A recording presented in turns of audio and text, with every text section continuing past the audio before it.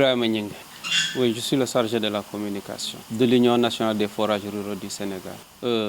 Les forages ruraux du Sénégal sont réunis à Kaolack dans le cadre de l'association de l'Assemblée générale constitutive d'installation de l'Union nationale des forages ruraux du Sénégal. Aujourd'hui, ces forages sont réunis ici pour installer l'organisation dénommée Union nationale des forages ruraux du Sénégal, UNAFOR. C'était ça. L'objectif de l'UNAFOR, c'est tout simplement créer un cadre de concertation entre les acteurs de l'hydraulique rurale, mais surtout également faire de telle sorte que l'accès à l'eau potable soit une réalité au Sénégal, donc l'accès universel à l'eau potable, mais également surtout que les coûts de l'eau soient soutenables par les populations du monde rural, mais une amélioration de la qualité de l'eau. Un autre objectif que j'ai oublié, c'est l'objectif principal, surtout également, c'est de lutter contre la privatisation de l'eau en milieu rural. Parce que nous avons constaté que depuis que l'État du Sénégal a voté cette loi en 2014, le monde rural est confronté à d'énormes difficultés. C'est la raison pour laquelle nous sommes réunis pour proposer à l'État du Sénégal des solutions durables pour éviter la privatisation de l'eau. Les difficultés rencontrées dans le monde rural, c'est l'accès à l'eau potable.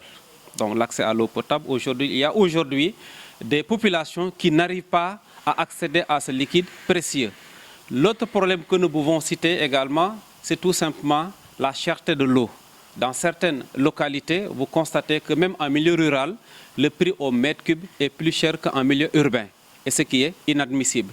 Un autre problème également, c'est que la réforme a créé une situation d'insécurité dans le monde rural. Vous avez constaté partout au Sénégal des collectifs qui sont créés, des collectifs de lutte contre la réforme de l'hydraulique rurale, parce que ce sont des fermiers qui sont incapables de fournir une eau de qualité, mais également à des coûts raisonnables aux populations sénégalaises, particulièrement celles du monde rural. Ce que nous proposons comme solution, c'est qu'on ne peut pas comprendre que l'État du Sénégal, avec ses services nationaux, ses services centraux et ses services déconcentrés, puissent avoir des difficultés à tel point de solliciter l'expertise étrangère, c'est-à-dire la privatisation. Parce que nous savons tous que la plupart de ces fermiers ne sont pas des sociétés nationales, mais sont des sociétés privées étrangères.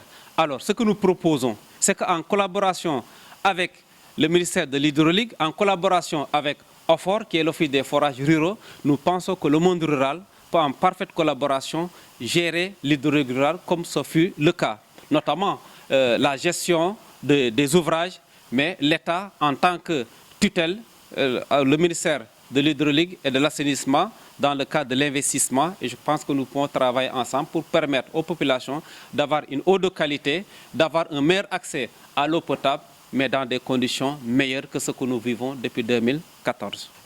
Cette Assemblée générale en est une parmi les stratégies, parce que les autorités sont en train de nous regarder au moment où nous parlons, mais surtout que nous avons envisagé de rencontrer d'abord davantage le monde rural pour que notre message passe.